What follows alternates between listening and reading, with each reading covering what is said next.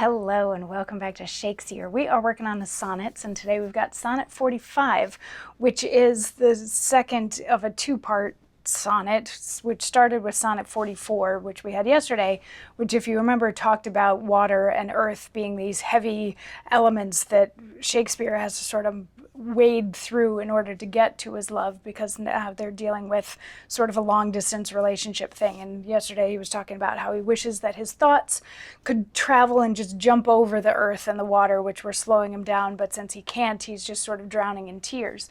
And then Sonnet 45 reads, "The other two, slight air and purging fire, are both with thee wherever I abide. The first my thought, the other my desire. These present absent with swift motion slide.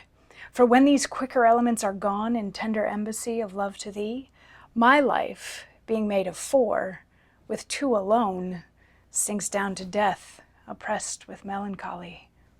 Until life's composition be recurred by those swift messengers returned from thee, who even but now come back again, assured of thy fair health, recounting it to me.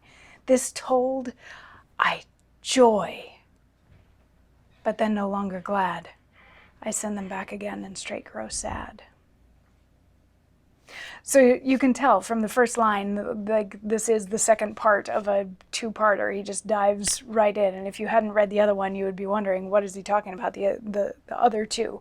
But what this is hearkening back to is way back in the day, in Shakespeare's time, they thought that there were only four elements: earth, air, fire, and water.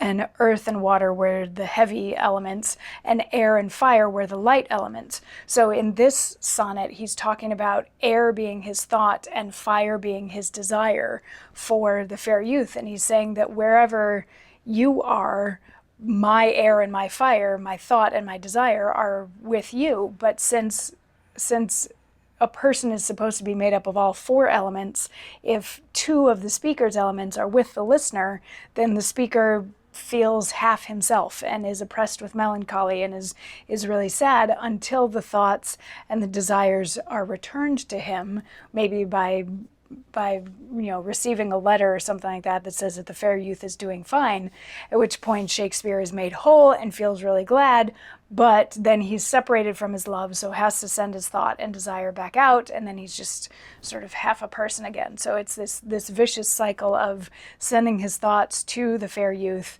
waiting for his thoughts to come back so that he can be happy, and then sending them back out again, and he gets sad and feels like half of a person. So, man, if this is what it is to be in love, then more power to you if you can make it work, or something along those lines. I don't know, whatever. That was Sonnet 45, and tomorrow I will see you for Sonnet 46. Mwah.